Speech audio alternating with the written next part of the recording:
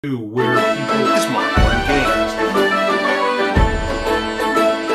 repeated twice on. That's pretty good. You can move through Granny's space.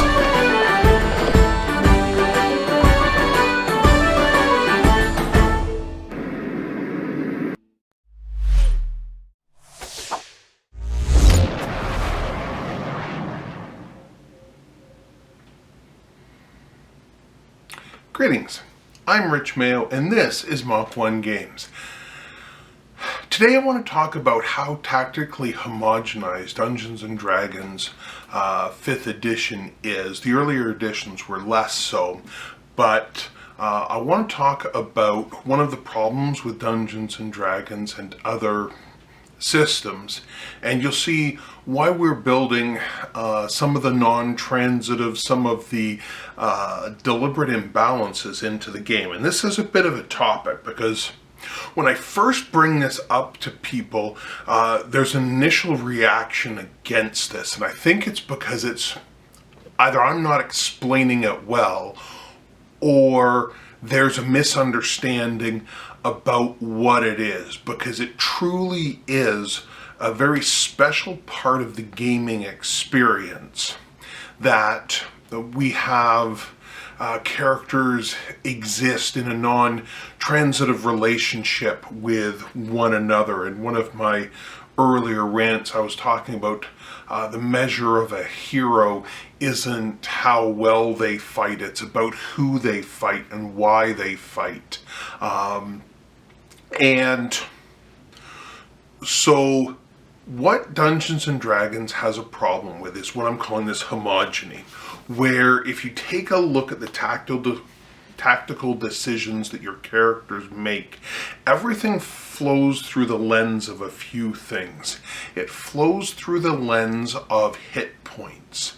And effectively, yes, you can deal certain conditions that make it getting at other enemies' hit points a little bit easier, but tactically the game is a little bit barren, and it feels funny saying that because it is tactically complex and extremely rich for character building.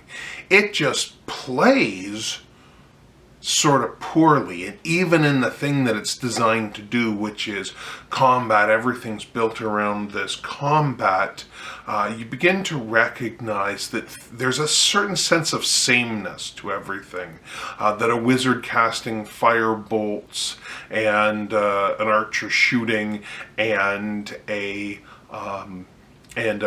rogue attacking, that these things only feel different in a couple of ways. There's the frequency of the attack and the volume of the attack. So for instance, the rogue with their sneak attack is a low frequency, high volume damage dealer, and then the spellcasters have controlling, and then they can inflict medium amounts of damage across a wide number of targets, which is highly useful. And then you have the quick damage dealers, the fighters, who have frequency on their side. And in the end, what you get is a very much a sameness. It sounds like I'm describing diversity, but what I'm describing is a certain amount of freedom along a single dimension, and this is one of those things. Like if we take a look at armor class, they do things to artificially make all the armor classes very similar on a very narrow grouping, that really it's a sort of scale of 1 to 5 or whatever is going to be your armor class variation, and then obviously people get up to shenanigans and they optimize the game, and they think that that's playing the game, and that's not playing the game. That's that's building your character, and it's very myopic because the challenges that people are confronted with are not as rich and three-dimensional as they have been in earlier editions, and as they can be in the role-playing game. So, for instance, I go back to the fact that mostly people are going after the pool of hit points that the monsters have, and monsters have really sort of two defenses. They have their armor class and their saving throws. So they have these two defensive capabilities. And saving throws are a defense across 6 dimensions. But these dimensions, whether you're imposing will or strength or charisma, saving throw, there's a little bit of tactics there. But when it comes down to it, the saving throw has to truly disable a character, you've got to go after at some point the pool of hit points. And this means that you can't, create a quick kill, and it also means that it's just sort of an attrition-based system, and it feels very much like that. The other thing that they did between editions is they got rid of a lot of immunities, replacing them more with resistance. And one of the reasons why you're going to want to do that is so that people don't feel helpless. And yes, there's a problem with damage immunities because the hit point is the only measure of a character. Making them immune to that is very challenging. But what you find at the table is that the player's tactics do not change enough based on the type of challenge they're facing, and the characters are all equally good at fighting. And when you pause to think about what I'm suggesting is, why is the rogue as good at fighting as the fighter? And your initial reaction is going to be, oh no, they're not. Yeah, they're just as useful. They do damage differently. They do damage less frequently, but higher volume, right? To the same kind of thing. They've got fewer defenses and fewer tricks, but if they can hide and attack and dash and run away, that becomes the mechanism from which they work. And there's a weakness in this type of thinking. Understanding, what I'm going to talk about is the non-transitive relationships. So if basic example is rock, paper, scissors. Rock beats scissors. Scissors beats paper. Paper beats rock. So, and they tie against each other. So each one of those has its sort of moment to shine. So if you give your players a couple, let me just throw out this example. We can put characters into rock situations where the paper and the rock shines and the scissors is very worried and has to rely upon their team. That's the concept. And what it is the feature abilities of groups of characters can be less effective against the core features of certain of the other types of characters, and this leads to people actually changing their tactics when they're confronting any scenario. So it's recognizing when you need to be in the support role. Fantasy literature is filled with this type of example. So suppose you have a warrior who is great and powerful and excellent. He's got a fabulous magic spear and he's very brave, but suddenly you're confronted by these ghostly apparitions who cause things to burn or what have you. Well, what truly is the spear good against an apparition where the spear can pass through it? This is the story, so let's paint the story first.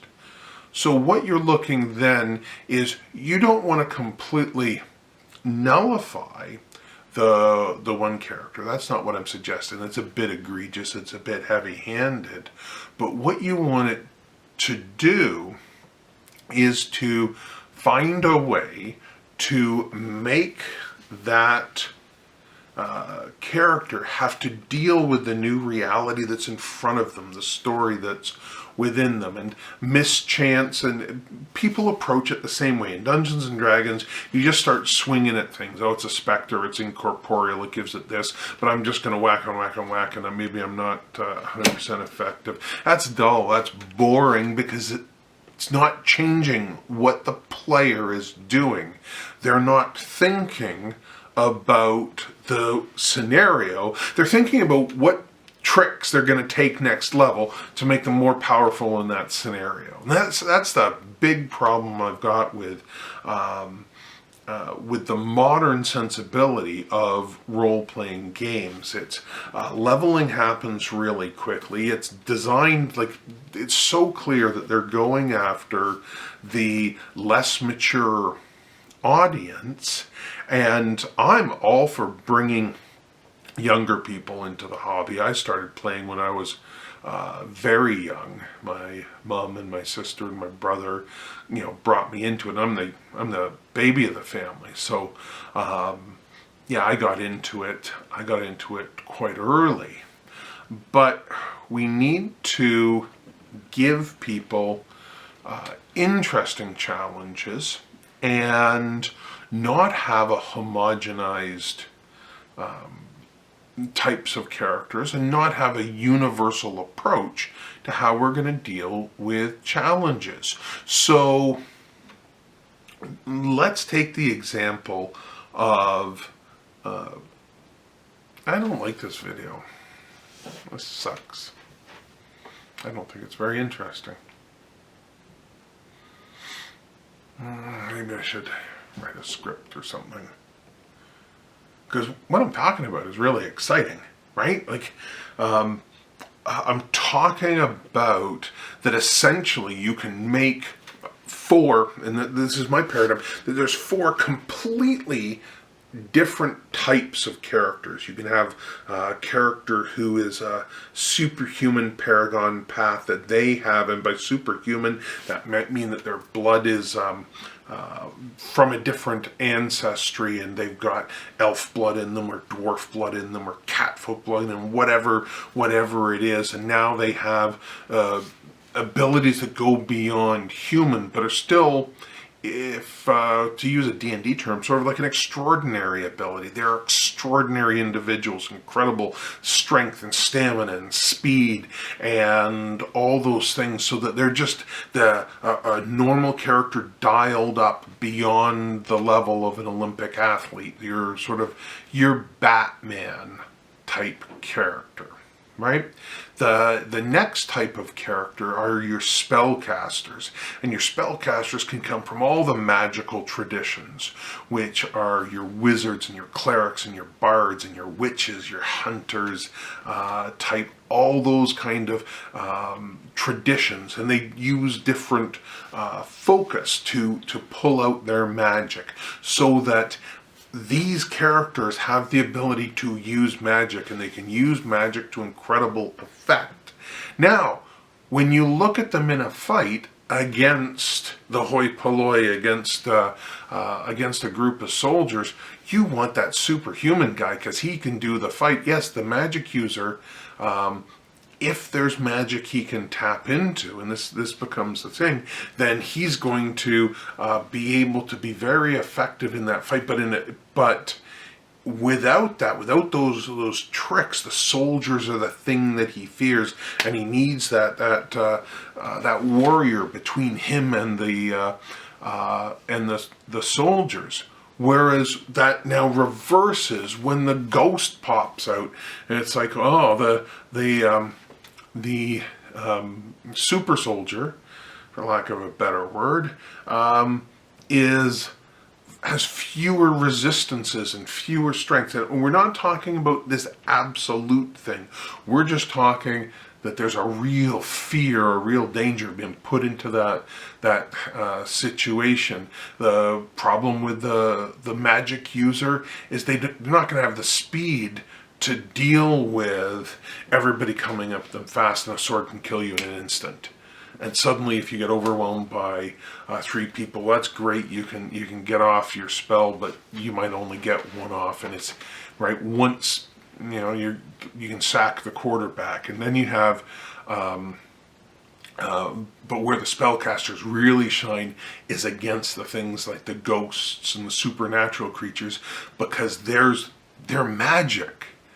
And the spellcaster uses magic, so he's good at binding magic. He's the bane of those magical creatures with their essence. Okay? That's 2 of the 4. The third of the 4 is sort of those magical creatures themselves. You have a character who's a channeler, who has maybe dragon blood, but they're able to draw magic.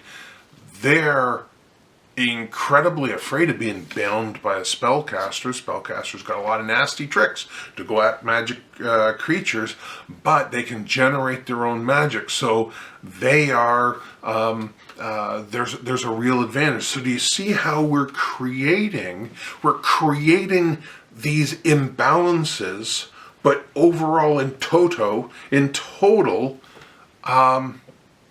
you have the characters who are balanced, who can always still contribute, but there is a dynamic and a shift, and also a reason to have characters built out of the different molds. And so there's real tactical choices and things that the players can confront. And finally, you have the mystics, who are able to have precognition and extraordinary senses. Your psychics and your oracles and let's say your monks would sort of be in that thing, even though, in my estimation, like a lot of the martial prowess of the monk comes from the fighting. It's fighting. Fighting is fighting. But the esoteric nature of it, the precognition, those kinds of things that can come from mysticism. So you add some mysticism to your fighting. You can add the ability to hear and sense thoughts, and that's incredibly powerful, and it's super powerful against those spellcasters. Why? Because spellcasters are will casters, and if you are able to adjust force of will, you're able to break through some of their enchantments. And again, this isn't absolute. We're talking you've now got the upper hand, but they are the mystic's abilities are very much clouded by anything that's dealing with mana or energy. Remember, the spellcaster is using the mana. The spellcaster themselves isn't a supernatural creature, whereas some of the characters are. So now you get that sense where you have 4 completely different types of characters. The most universally useful character would be the superhuman or the inhuman type of character, who is just bigger, stronger, faster, has a tail or whatever. There's something not human about them, and they have better senses, bigger, stronger, faster. So it's just jack them up. Whereas the other 3, the magic type, is like, well, are you a creature of magic? Or do you bind magic? Or do you have senses that go into these other worlds? And so of those 3 options, there's very much a sense where each one of them has their moments to shine. So that creates a dynamic. And the other thing with this is now we're not just talking about banging away at a pool of hit points. A single strike in Beyond the Role-Playing Game, if you can get the right type of strike through, can be final. Any roll can result in a 3 skull failure, right? That's almost any roll, and obviously there's things to mitigate that. But you get the sense that in the right scenario, applying the right tool at the right time is absolutely critical and overwhelming, and that's what you need to do. The balance that people impose with encounter level difficulties and that my friend, my virtual friend, Gherkin, used to do a series on these for Game Green. They were excellent, talking about the value of unbalanced encounters. And again, this is what smart people do, right? Chris is a smart person, right? They think about things. They understand that the game is this story that's steeped in tradition and literature, and that you want the players solving the puzzles. You don't want them just making a build and then following through the build. And like, I see so much of that that attitude, the build and release version of role-playing games, and it's a lot like that deck building stuff. You know, the Wizards of the Coast, Blind Dungeons and Dragons. There's an odd parallel there. You build your deck, and how you play the deck is important, but building a good deck, building an optimized deck, now that's where the real stuff is. And it's also where the real money is, right? Because you have to buy more cards, you have to buy more books, adventures, everything is geared towards that. Let's dumb it down, make it more complex, because understand what I'm saying. There are chess prodigies, young kids with incredible strategic capabilities, but they're not mature. Dungeons and Dragons should be a game both about strategic and maturity. So maturity to see the whole of a scenario is absolutely key for having an interesting scenario. Not just the strategy of building to the rules and the wording and tinkering out a powerful build, and then the powerful build can withstand the maddeningly boring encounters that you're going to face.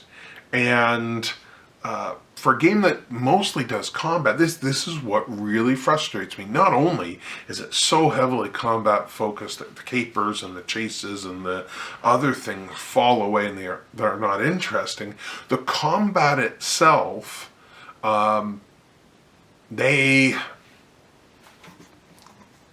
distract you from how boring it is by doing the constant leveling. When you look at it, it's just it's really maddening, right? You don't realize how boring the game is until you realize, once you take away a lot of the bells and whistles and sizzles and this, that it's not well designed.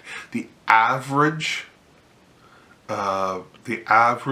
length of a role-playing campaign is 6 sessions. Think about that. It's 6 sessions. That's who their target is. So they're constantly wanting you make new characters, get the newbies in, make new characters, roll them through, do a published adventure. The adventure runs from level 1 to 10 or 1 to 12, and then bang, on to the next one, new character, new build, everything new.